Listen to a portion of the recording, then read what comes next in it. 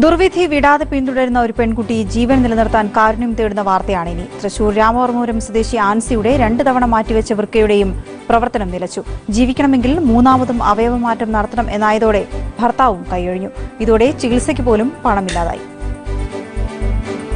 ആൻസിക്ക് 27 വയസ്സേയുള്ളൂ. ഇതിനിടെ 2 തവണ വൃക്ക മാറ്റിവെക്കേണ്ടി വന്നു.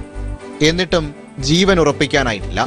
19-ാം വയസ്സിലാണ് സ്വന്തം വൃക്ക പണിമുടക്കുന്നത്. അന്ന് നാട്ടുകാരുടെ കാരുണ്യത്തിൽ വൃക്ക മാറ്റിവെച്ചു.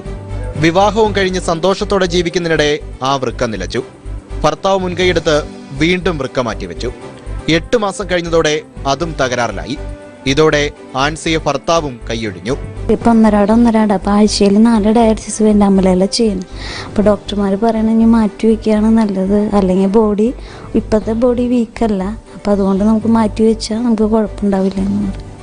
2 മുറി വാടക വീട്ടിൽ കഴിയുന്ന ആൻസിക്ക് ആകെയുള്ളത് ഹൃദയ ശസ്ത്രക്രിയ കഴിഞ്ഞ അമ്മ മാത്രം.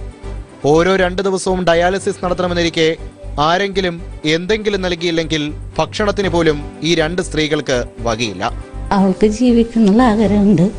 അപ്പം അത് കാരണം സഹായം കിട്ടിയ മൂന്നാമത് മാറ്റി വയ്ക്കാന്നുള്ള ഉദ്ദേശമാണ്.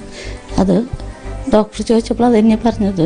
അപ്പോൾ അത് മാറ്റി വയ്ക്കണം, അവൾക്കൊരു ജീവിതം കിട്ടണം, അങ്ങനെ ഒരു ആഗ്രഹമേ ഉള്ളൂ. മരണത്തിൽ നിന്ന് രക്ഷപ്പെടാൻ എത്രയും വേഗം 10 ലക്ഷം രൂപയെങ്കിലും വേണം. തൃശൂർ രാമവർമ്മപുരം SBIയുടെ ഈ അക്കൗണ്ട് നമ്പറിൽ എത്തുന്ന സഹായത്തിലാണ് ഇവരുടെ പ്രതീക്ഷ. മനോരമ ന്യൂസ്, തൃശൂർ.